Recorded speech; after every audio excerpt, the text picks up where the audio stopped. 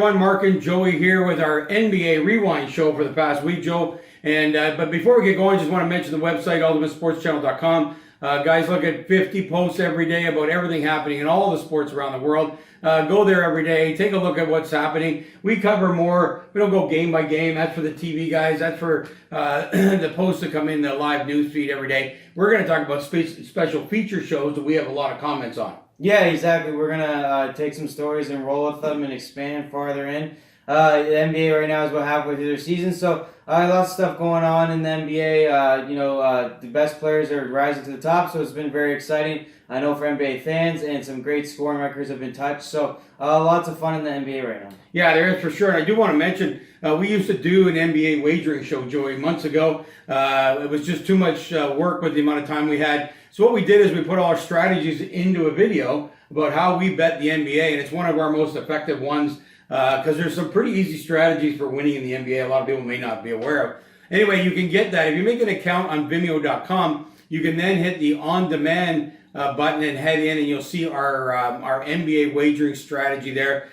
Just $29.95 for it. You'll make a ton of money, and we're happy to be able to produce that for you rather than be able to do the games as we had hoped months ago. We just can't get it all done. So head over there. Joey, let's get into the NBA, though, this past week. We really want to talk about Zion. Sorry about that. Is getting ready to return. This has been a big injury. I mean, this guy was meant to be the star of the year. It's just sad what happened, but he's into full weight training now, but no return date yet. Yeah, I mean, it'll be interesting to see when he officially comes back. He's been a little bit injury prone now for last year of college and now first year NBA, so it'll be interesting to see how good he is. I mean, it's the one biggest thing I think LeBron's been able to do his whole career, kind of like Tom Brady in football, stay healthy, and it's an underrated skill. So, Zion Williams being hurt already is not great news for the New Orleans Pelicans, not great news for the NBA. Hopefully, he come back and perform at a high level, and I know people want to see him be the next guy, so hopefully that happens, and it's definitely a team that needs a spark right now. As people thought they might be a playoff team, I even thought they might squeak in the 8th seed, although I thought they'd still miss. They're looking pretty bad right now, so they need to come back, do a good job, spark the city, maybe bring in more free agents because of how good he plays the back half this year. At the same time, don't rush it. I mean, if you're New Orleans, there's no point bringing him back early. This season is lost. Make sure he's completely healthy. I'd make him go through hundreds of tests to make sure that he's good to go. So there's no rush for the Pelicans, so I think you'll see this drawn out. At the same time, I know there's a rush for the league and kind of for their fan base to bring them out. Well, you always hate to be missing your number one draft pick. There was a lot of buzz around him when it was all happening. You're right about the fact he struggled with the injury part, which is never good. Never to already have a guy at his age struggling with injuries. That's a very tough sign of what will the future look like with him. We may see the ultimate load management going on with him. We did it here in Toronto. By the way, if you're a first-time viewer, we're from Toronto, even though we're down in Myrtle Beach right now. We did it last year with Kawhi, and now it's starting to become a buzzword around the NBA. This guy might be a perfect candidate. They're going to have to watch how he plays. But the team's no good without him, so that's the one thing that Kawhi Leonard's had being on Toronto and now this year on the Clippers is if you're going to do load management, you will want to go to a better team that's not the Pelicans. Yeah. So they need him to play, and they need to build around him, and they need him to be good so that they can draw stars from other teams in free agency. They need to keep getting draft picks, which they'll get again this year, and they need to figure it out. I mean, they're a long way, though, at least 3 years probably from being successful. Doesn't mean they won't be in the future, but right now they're way behind the ball, and Zion Williamson isn't going to fix that himself. So lots of questions up in New Orleans, and unfortunately what was made out to be a big star, lots of questions around him too, and his health. So yeah, I think no doubt, and this kind of comment means 2020 before he's ready to play. He's not playing here in the next week or so. I don't imagine this is he's back to full training, but now he's got to get in shape to be able to play, and that takes time with an elite athlete like this who's coming off an injury.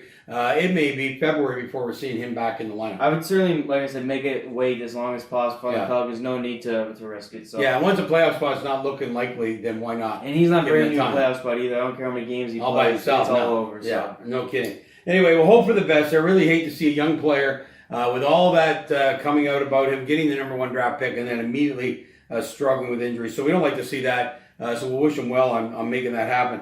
Listen, I just mentioned the load management thing. And I've got to give credit to LeBron. He is the ultimate guy. He's the ultimate guy. He's saying I have a responsibility in the NBA, which I recognize, and he'll play whenever he's healthy. So, there you go compared to a bunch of other guys who need low managed guys like 35 years old. And here he is saying, if I'm able, I'm going to play. I respect the league that's made me millions and millions of dollars, and I'm going to make sure the fan base gets to see me play. I think that's pretty cool. Yeah, I mean, I've always been a fan of LeBron. I really have, and I've always felt like he's the most, if not the best, at making sure people understand his point of view, and that his point of view is a great point of view, which is it's not about him. It's about the fans. It's even like when he plays road games, but will sit out home games. Well, it's the only time they'll see him all year, so he makes that a priority to actually play away games. Seems backwards to the fans in LA, but LA is usually a wealthier town, so he knows those people get to see him as much as they want. But when he goes on the road, they don't. So he's always been good this way. And the load management, like you said, if he's healthy, he's going to play. I hate the load management personally. I think you should play. I think at worst you should suit up and play something. I hate that you put on a suit and can't even go in the game. Although it might have won us a championship last year doing it with Kawhi. Maybe, and I don't disagree with that, but it was only 20 games. I mean, now they're talking about like 3/4 of a season maybe, or even half a season sitting out if a team can afford it. I mean, the Raptors had about 20 games, which I still didn't like, although he did sit out most of the home games. He sat out against bad teams, so that's fine. But I just think it's going to go blown out of proportion a little bit, and they'll come back to normal. Yeah. I think it's just a couple guys that's going to be blown out of proportion. They'll come back to normal. Guys will play a lot. I think the biggest thing for me is just pick and choose a little bit better. Don't sit out national televised games. Try not to sit out when you're on the road because the team might only see you once a year. And I just think, though, you should all be tougher like LeBron because you're getting paid for it. If you have real injuries, I know Kawhi has real injuries. He has knee issues. He has elbow issues. He has all this stuff. But also, I would just more go if I'm the NBA, okay, he can sit, but dress him. Just in case. Let him play the fourth quarter unless it's a real injury. So I don't know. I think there's some revisions around load management. But I do agree it's here to stay for at least a little bit while, with some of these stars playing a lot longer in their careers. Yeah, I think it might be part of a CBA discussion where they're going to try and understand it, but at the same time manage it from a league perspective. These guys have got people paying tons of money for tickets, and if your stars are not showing up in away games, the fans are going to be pretty upset, and this could be a big NBA issue. So I think it'll be part of any other agreement coming up. And we'll see what happens with that. But certainly just the way they're doing it now for some of these stars. On the other hand, I do like the fact, as a home team, I do like the fact that my top guy is going to be ready for the playoffs, and that worked for us last year with Kawhi. So I think the NBA is going to go in and say he can literally jog around the court for all we care, or just play the first quarter and sit. But the point is they put him in suits. Like, there's no putting them in at the end of the games. There's no nothing. There's nothing for the fans to even get a chance to see. People forget, they play them a ton of minutes in the big games.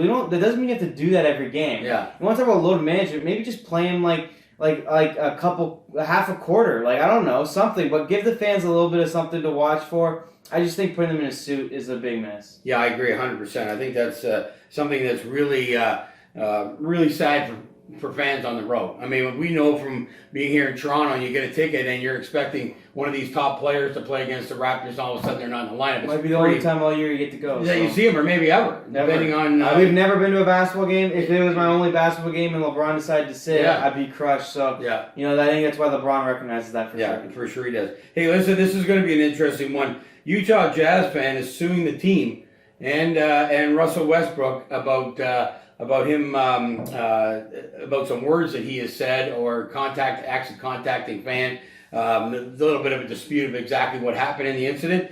But it's interesting in basketball. It's the only sport that does not put a separation like boards or something, or the stands are way off the field like in football. Basketball is the only one that has you sitting right down on the floor. I think this kind of thing might bring some changes to basketball. The way they have their fans so close, because the fans are going to start suing them over little things that are happening in the heat of the moment when they're in close contact. And quite often the fan starts this with some kind of mouthy words or whatever. But this is very interesting. It's going to see what this does. It is interesting. Really, golf and basketball, the only two sports you can virtually touch a superstar. And I don't know. I'm kind of, it's kind of like when LeBron ran into Jason Day's wife, and he said, well, if it's obviously, we have him for a reason. They're high-priced tickets. Yeah. If he doesn't want that potential, he shouldn't have sit there. I'm kind of with LeBron on this. If you don't want to get into it with an NBA player, don't sit there. I don't really care what is said, who starts it. you pay a high price for these tickets, and people love these tickets. Yeah. So, unfortunately, the world does work on one incident resolving to a bunch of these issues. Unfortunately, it might do that. I hope it doesn't. You know, I'm more with LeBron. He goes, it's been around forever. We can't allow one person to ruin it. These are great seats. People love it. People love the sport for that reason. I agree with them. People love to realize how big a 6'8" man is and how talented these guys are. If they take it away, it will honestly be pretty disappointing. You know, this fan, unfortunately, is just sour grapes, really, at the end of the day. And you know, I really hope nothing changes because I think courtside is something that's very special about basketball. I think basketball recognizes that. You get a lot of celebrities courtside. They're always shown on camera. Yeah. I mean, interaction is part of the game. I think that's why NBA has such a younger audience, too. I agree. You know, it's not this old school, you know, can't be with these guys. These guys are cool guys. They're ball players. I would not like it if they did something. Unfortunately, we've seen many instances where one person can cause a whole change. I'll tell you what. And it will be interesting to see how far this lawsuit goes. If this lawsuit gets any legs, there'll be a lot of jerks using this as a great way to sue the NBA. If there's any kind of payout to shut this person up, that'll get around. You'll have to start signing like an NDA when you go or something like that. Something along the lines like every time you buy a courtside ticket or something, you have to sign some piece of paper. Well, they're gonna do something. Unfortunately, they'll have to have them where they're bought online. You have to tick off that you understand the risk and all that. We do that through our hockey company, and you'll see what happens. But I got to tell you, these things can be big. This is many years ago, long before you were, probably before you were even born. But in the NHL, there didn't used to be mesh at the back, right? One issue with a puck hitting a fan, and all of a sudden, every arena had the mesh at the back. So these kinds of things, baseball's doing it too with their meshes going longer, going right down the lines now. NHL hasn't had to do it because they only shoot the puck at the certain ends, but they had to do it. Baseball's doing it all the way down now. So you know, unfortunately, about this one though, it's not safety. Yeah, that's the problem I hate. I mean, he was obviously drunk. He should have been Russell Westbrook. Russell Westbrook retreats back. I hate stuff like this. This stuff is ticky-tack. If it was a safety issue, if Russell Wilson punched this guy, if they got in a fight, that's something to look at. You know, I'm surprised no one sued over these guys running into the crowd. I mean, that would be an interesting lawsuit. But something like this, I hate more than anything. The hockey puck, the baseball puck, it's all safety. This is not safety. This is just... They start playing baseball with a puck? I mean, yeah. Well, baseball is a baseball. Baseball is based off of what thing they play with. It's called baseball. Actually, I would say there's way more danger at baseball than there is in hockey, actually, because those guys hit those foul balls down the line. Holy crap, those things are moving. No, I'm saying at least those were done for safety. This will be done because of an idiot, and that's unfortunate. So hopefully we're not going to see that. But anyway, it was, again, as we talk about, one of those things that can be a juggernaut to causing problems and changing a lot. So we're going to hope that doesn't happen. Hey, listen, talk about stuff on the court here. Special night, Kawhi and Paul George, both over 40 points in one night. 21st time in the history of the NBA that two players have done that together. Yeah, I mean, it's obviously a good feat. It's not surprising. I'm actually surprised it hasn't happened more often these days in basketball. I mean, they put up points like no tomorrow. You know, yeah, I mean, I guess it's kind of expected. This is actually an odd duo for me. I wouldn't expect it to be them. I expect it to be James Harden and one of his teammates. He puts up like 60 a night, but no one gets the ball because he does that. I expected it maybe to be LeBron and Anthony Davis. Kawhi and Paul George, that's kind of interesting. But, you know, they're great defensive players, so they get the ball a lot. They're clearly the two best players on there. You know, they went to the free throw line a lot, I think, is the key to that. Well, I was going to mention that when you were done talking. Stats, It is. They got Kawhi's here. I don't have Paul George's stats here, but you know, you think about these kinds of nights in basketball, and you wonder why they don't have them more often. He was only 10 for 24 from the field. Yeah, 10 for 24, so he shot about 40%, but he had 19 free throws. So is the teams that bad? Are the referees giving him too many free throws? 19 of them, which he made, added up to a 40-plus night. That's kind of almost not even that exciting in my mind when I read the stat after reading the story. I thought the story was cool, but then 10 of 24, and you're gonna, you get that kind of night. I'd love to see these guys. It's amazing how much they miss. They're kind of like baseball guys, right? Baseball, if you're hitting 300, 1 for 3, which would be 333, you're considered having an unbelievable year. But there you go, success rate of 333, and this is the same thing here. That's about what he had, a little bit higher than that with his baskets from the field. Yeah, I mean, that's basketball. I mean, James Harden scored 60 points. He has the most missed three-pointers in the history of the NBA. Yeah. And that's by like hundreds of missed threes. Trying to put them up. You know, it's all skewed in basketball these days because it's about superstars taking it upon them to make that case. So, you know, I mean, more important, did they win that night? I think is the question. I think they did win that night. So that's at the end of the day, if you're a coach, that's what you look at. And then day two players getting 40 points, meaning the balls was shared pretty good. That's 80 points, obviously, just through two players. So that's a little bit better than an individual feat. So congratulations to Kawhi and Paul George. They did it together, which is impressive. And, you know, Clippers look good going forward. So they do. It's certainly a great start. So we'll see where that leads. But I thought that was a cool night to have that happen. Hey, listen, going back to the lawsuit, there was also a game, NBA courtside seat again. Basketball player goes falling into the crowd. Person had just picked up their $14 beer, and he demolishes the cup. I saw that. Demolishes the cup. So when are they going to start suing for beer and other lost things? It's going to be interesting. This is, you know, whenever you see two things happen in a week, it starts to really worry me that this is going to start to be a lot of people complaining. Well, I've heard they do give the person a free beer afterwards. And a blow dryer to clean out their clothes. That's the issue, is the blow dryer. Imagine getting that early in the first quarter and sitting beer stained That clothes does suck. all night. You know, again, you pay for what you get. If you're stupid if you don't think that's a possibility. I mean, unfortunately, I don't feel bad for anyone because I feel like you're going in. You know, you gotta know. And by the way, that's part of the glory. That you're that close that an NBA player does hit a ball in there, and everybody would come and ask for it, and you get to be that close to an NBA player. Like, that's supposed to be. And you do get your 15 seconds of fame because the camera's on you while this is all happening. That's supposed to be. You get an article about you. I mean, that's supposed to be the deal. So if they get upset about that, then move on. I mean, really funny. That's just funny. Hey, listen, we're going to move from the funny stories to a sad story. The ex-commissioner, David Stern, had a brain hemorrhage, I think it was earlier this week or late last week.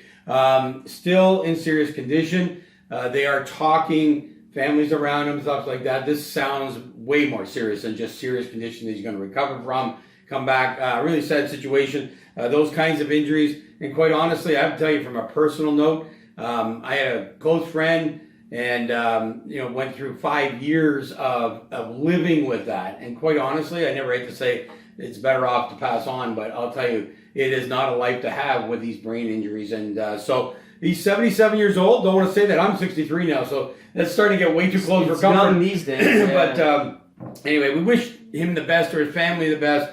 He had 30 years as the commissioner of the NBA. Really led it through huge growth. Icon in the sport. It's really sad to see if this is the way he goes out, that it's this way. It would have been way nicer to kind of, have some recognition for his career and a bunch of other things. This is kind of sudden, so. It is, and it's sad, too bad. Sure. And I mean, obviously, if you're commissioner for 30 years, you've done great work, so. Yeah, tremendous. It's unfortunate, obviously, and but the NBA community is definitely supporting him and his family and doing lots for it, so it's great to see that and respect it. And only good things I've heard about David Stern, and obviously, we'll see what happens there. But yeah, obviously, best wishes to the family who are obviously with him right now, which is great to hear. Yeah, and in our NHL show coming up, 24-year-old player. So David Stern got 77 years out of life and a great life. So anyway, we wish the family well. It's really sad to hear, but we're looking forward to maybe a recovery. But not sounding all that great. So anyway, let's get on to what's coming up here. We're going to talk about the past records when we stay with our Rewind show, but let's take a look at free agency and what it means in the NBA compared to other sports. And it's clear it means a hell of a lot in the NBA. So let's take a look. Lakers, number one, obvious, 24-4. Yeah, exactly. I mean, it's just how you could transform a team by one or two players in the NBA is incredible, right? Which makes that trading season, that free agency, was nuts this year for sure. But there you are. You take a team, couldn't make the playoffs, took a team previous to that was horrible. Now is leading the league with two players. It's a sport with the fewest amount of players, so I mean it's that impactful. So yeah, I mean it's no shocking to NBA fans out there that this is the name of the game. Unfortunately, you can draft as much as you want, or just somehow get these big free agents. The saddest part is that they're going to go to big cities all the time. So that's probably the real bummer. I know for the NBA it's not a bummer because if you get those cities back on top of the basketball world, it's great. They want LA on the top of the basketball world. So LA, Boston, Milwaukee's a shocker, but Miami. Yeah. If the Knicks or Brooklyn Nets ever got good, so it's the game. It's the game. We know it. Toronto knows that we had Kawhi, we win, he leaves, and now we're fourth in the conference or fifth in the conference. So unfortunately, well, not unfortunately, it's the way it is. It always gives your team hope, you know. And honestly, someone like Zion Williamson maybe draws a free agent, it gives that city hope. So, but yeah, that's basketball for you. But do you think we're gonna have to run like 2 playoffs or something, maybe a draft pick playoffs or something along those lines with these, to give the fans of these cities that cannot afford these guys, are not going to ever be good enough to win a championship? I mean, what has there been in the last 20 years? Like 4 different teams have won all the championships in that kind of timeline, which is what made the Raptors so special last year. But, we were talking, I think it was you and I talking, or maybe I was talking to someone else, and we talked about, rather than doing this lottery for the draft picks, why don't we take all the teams that are not making the playoffs and then have them play a playoff and get, work hard to try and get a draft pick position or something along those lines. The commissioner is actually the one who's doing this. He's the one who talking about it. That's where I heard it. Okay. He's the one who said all this. So yeah, we'll see what happens there. I mean, he's going to do maybe a tournament for the draft pick. He wants to do a tournament style playoffs. Yeah. He kind of wants to split the league up. It's something you have to do. Otherwise, you have to limit the cap so it fits the better team, the worse teams better.